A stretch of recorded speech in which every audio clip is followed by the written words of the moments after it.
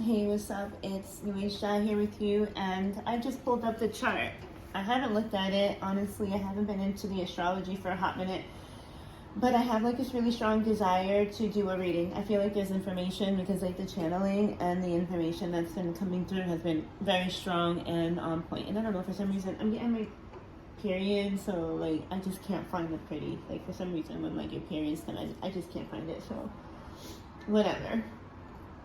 Allergy season, starting to get colder. I mean, fuck it. Like I was gonna organize everything before starting the video, but I was like, if I'm gonna sit here and organize everything, it's gonna take me forever. So you might as well just be here with me, and then we'll work it out.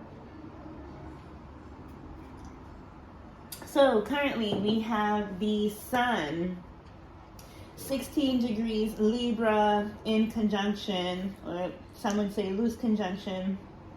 I mean, I guess up to 10 degrees. Mercury conjunct the Libra sun. Libra Mercury conjunct the Libra sun in 8 degrees. And then we also have a Libra Mars at 28 degrees. So 8 is a very significant number during this time. 888, yep, 678, yep, 888. Then we have the Aquarius sign, or the Aquarius archetype on the horizon at 1 degree. I kind of like want to like cover my head for some odd reason. I think it's because it's like cold. I want to like double. I like want to like double cover my head. Like I don't know. Okay. We have 0 degrees Venus in Virgo. So Virgo, or Venus, has officially entered the sign of Virgo at 0 degrees. It is extremely potent at this time, in opposition to a 1 degree Pisces Saturn, or Saturn in Pisces. I can't believe that Saturn has made it to 1 degrees Pisces, and so we're in direct opposition to Venus in Virgo. Then we have a 21 degree Leo moon, and this is also in opposition to Saturn, although not sign based, but in degree based. Yo, bitch, what's going on? Like, you need to like get your shit together. Like, it's like my glasses are foggy. I think like my lens has a spectacle on it. Let me see. Shit. Thought I had a microfiber cloth, but I don't. Excuse me. Okay. All right, I need my spectacles back on. The spectacle, not that one. Okay, so we have Saturn in Pisces, opposition to 0 degree Venus in Virgo, and to me, that is so interesting. Okay, and so the ruling planet of Virgo and this Venus would be Mercury, and it's in conjunction to Libra sign and Mars. And like, to me, this is like such like exciting, like giddy energy, because this is the energy of perfection. This is the energy of like love that goes through the extreme check of boundaries and dissociation and natural accruance to the balance that occurs within you and another. And then being to naturally communicate that, not only through the perfection of your aesthetic, your morals, and the way that you apply yourself day in and day out, but this also has an energy of a Leo moon. Leo moon naturally and intrinsically wants to show out, but they don't, you know, they don't make it as obvious as, like, let's say a Leo sign, where the Leo sign is like naturally attracting energy, and then like you want to go and find it and attach yourself to it, where a Leo moon feels like somewhat warm in nature, and then like you kind of just like want to mosey up to it. Like, you don't know exactly why you want to approach this Leo moon energy, but like the closer you get to it, the better you feel. And so it's a magnetic energy. But this Leo moon is also in opposition to that Saturn in Pisces in 1 degree. Honestly, it's like Saturn loves being in the 12th house of Pisces. But at 1 degrees, it's not very strong. It's quite weak. Now that 1 degree Saturn speaking of, when I opened up this chart was on 1 degree of Aquarius, Saturn being the natural ruler of Aquarius. You know, we would think that being out of bonds, out of bounds, out of character, being silly, out of place, eccentric, a little bit out there, kind of making not much sense, is having an effect on the ways in which the beauty standards are being communicated. As I learned from one of my teachers, Astro Victor, Saturn would be the planet that rules fashion and fashion trends, as it is exalted in the sign of Libra. Okay? Saturn is the planet of time, space, boundaries, application, and the earthly realms, right? You can also say that clothing is Saturn-like, as it places like a covering and a boundary and even a restriction to or on our bodies in some sort. So, I mean, the South Node is in the sign of Libra, and the North Node, 24 degrees Aries, in conjunction to Chiron in Aries in the 3rd house of communication at this time. I mean, it's like, intrinsically, there's a desire for pair bonding. Intrinsically, there is a desire. My hair is wet, and I just can't do anything about it. It's so annoying. My hair annoys me the most when it's wet, and you know, as a curly-haired girl, I'm not supposed to be touching it, and as a colored girl, I mean, like, this thing is wild. Now, you know, naturally we want to be in a relationship dynamic. Like, you can be preparing yourself to be in the most harmonious, loving relationship of a lifetime. But in order to enter this harmonious relationship, right, and to really show up as your best self, you know, you really have to know how it is that you want to aesthetically present yourself, not only to your partner, but to the world, but not only to the world, but to you. And with the Aquarius being on the horizon as the rising sign, the eccentric, it's like your personal style is like your personal perfume. And that perfume is going to magnetically attract the one who is only specifically attracted to your scent, and your scent only. Like, oh my God. But so it's about trailblazing and uniquely following your path in its natural essence, and which places you in a very magnetic and attractive state, which then you'll find yourself naturally, not only at first in opposition, because Aries and Libra are in opposition, at first in opposition, but later on in union and unison, once the lessons, the hard lessons of separation, the hard lessons of dissolution, Saturn and Pisces, dissolution, dissolving ego, dissolving reality, the dream realm, right? Because if Saturn represents time and concrete time, space, matter, Pisces is the dissolver and the one who is the arch nemesis of truth, and which ultimately brings denial, but also revival here with Neptune. Neptune is also in retrograde, but at 25 degrees, so it is in its home, it is in its strength. So Saturn is Saturn is in service to Neptune. So it's like the teacher or the person that just knows all the rules. 0 degrees, Venus and Virgo. I know all the rules. I know exactly how to go about this. You're not doing this right. And it's like, you know, Saturn and Pisces, almost with the Venus and Virgo opposition, it's like, you need to get this shit on point. Like, you're not right. But like Neptune in Pisces has no rules. It's like, it makes this rule and then it breaks it. It's like, no, over here, no, over here, no, over here. And Saturn's like, Neptune, can you stop like playing games with me? And it's like, no, Saturn, come over here. Come do a little bit of this. Now it's time for makeup. Now it's time for hair. Now it's time for glamour. Now it's time for lighting. And Saturn is like, please, darling. And then we have Venus and Virgo and the Leo Moon, like more passion, more energy, more energy.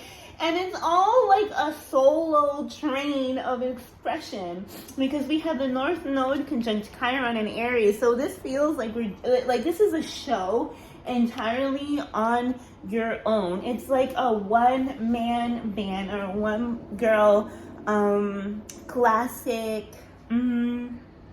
Like the circus is coming to town. Like you are the circus. You are the driver. You are this person. You do everything, and you're creating your own world of majesty, of passion, of magic, of fervor, of destination, of newness, of collaboration, of sociability, of likability, of correct and strategic communication, direct and strategic action, direct and strategic alliance, direct and strategic, making friends, the way that you express yourself, the way that you appoint, the very details in which makes the whole show come together, and then a little bit of like pizzazz.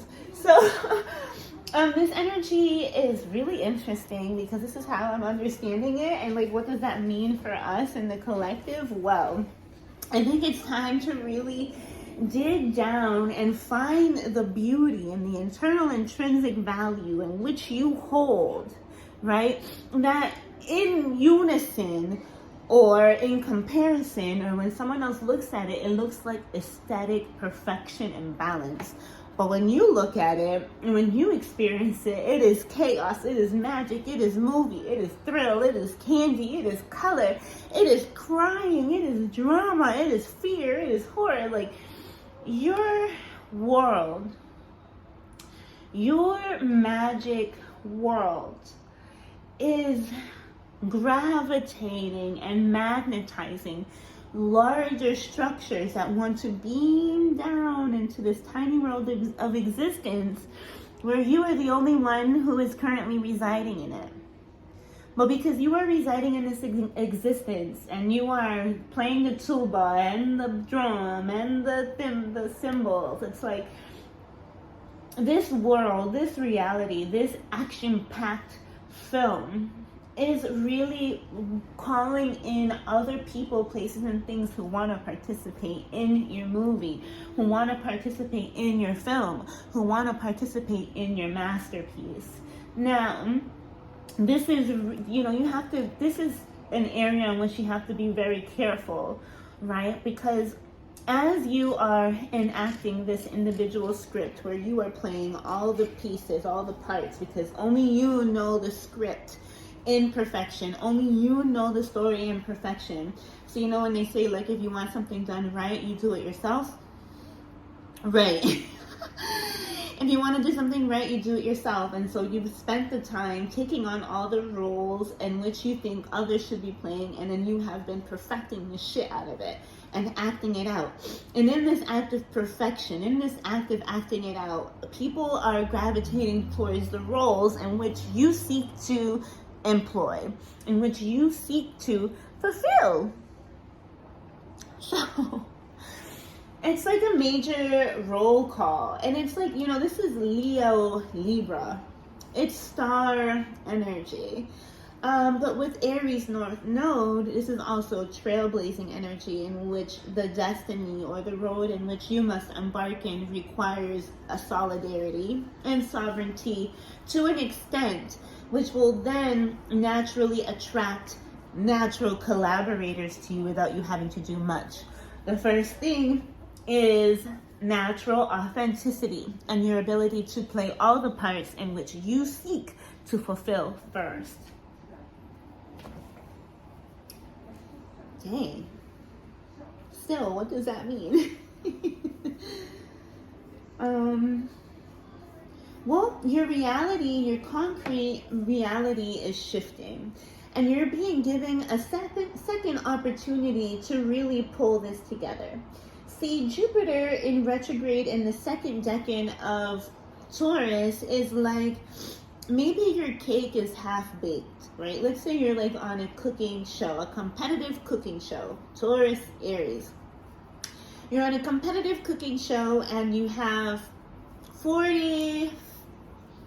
an hour to create a 3-course meal, Jupiter and Taurus, a 3-course meal. And you realize by the time you get to your cake, when you open the oven, you realize that your cake is going to be a disaster.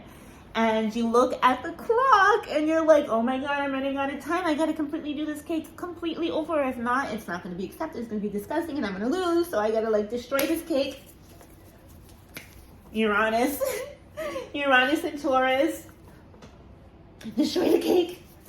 Also in retrograde, and make a new one quickly, fast, innovative. And it's probably not going to be the cake that you originally thought that you were going to present, but this is going to be a new cake, a quick cake, a shorter cake, but a more innovative, exciting cake that is going to really like wow and burst the taste buds off of whoever encounters it. But the thing is, when you're working and functioning under pressure, North Node, Chiron, and Aries, and then Saturn in opposition to the moon, which is like the senses and comfort, and Venus, which is the aesthetic and also the food and the beauty, and Virgo, who's going to be judging this, and Saturn's like in opposition. It's like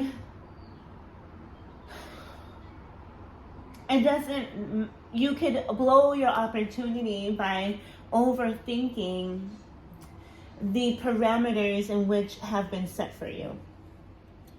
And then the parameters in which you have set for yourself. Saturn, again, the ruler and keeper of time, is in the sign of Pisces, the dissolver, the ultimate dissolver. Time is of the essence, or time is what you make it. You can stretch time. You can create time. You can make time. You can bend time. And it all has to do with your creative will and your ability to take a chance, to trailblaze, to do something new. It's like taking a bet on yourself and not being it's just a lot of you are a little bit reluctant to cast the anchor out because, number one, you're afraid of stagnancy. But also with the Aries North Node energy, you're afraid of being carried away and getting carried away too quickly. Once you spread your seed, Taurus, and all these energies are retrograde, it's like a slingshot. Once you release that, you know that you're gonna take off.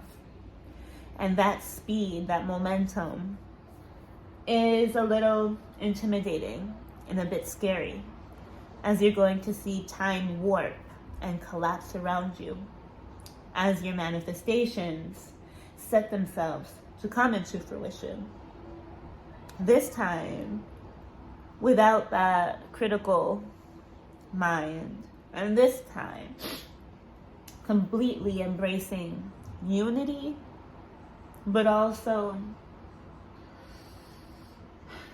the ability for you to uniquely work in unison, not only with yourself, first yourself, and how that naturally attracts the entire environment, existence, reality, lifestyle, and relationships, and which you have always desired. This Aquarius energy, this Uranus energy, Jupiter energy, it's very Fool-like. Being okay with the tables turning and the slate being wiped clean, and a new set arising. Being okay with kind of going at the speed of lightning, being a little bit of a speed demon towards your destiny, and not being afraid of the collision, the clash of excitement as a new reality births itself, unfolds and sizzles down. With any high comes a quick low and then up again, regulation. So this excitement and this turbulence is going to bring a lot of manage it, roller coaster ride. You're going to get to your destiny. You're going to get to exactly where you need to be. Just be prepared to be a little bit of a different person once you get there. And that's what I have for you. Later.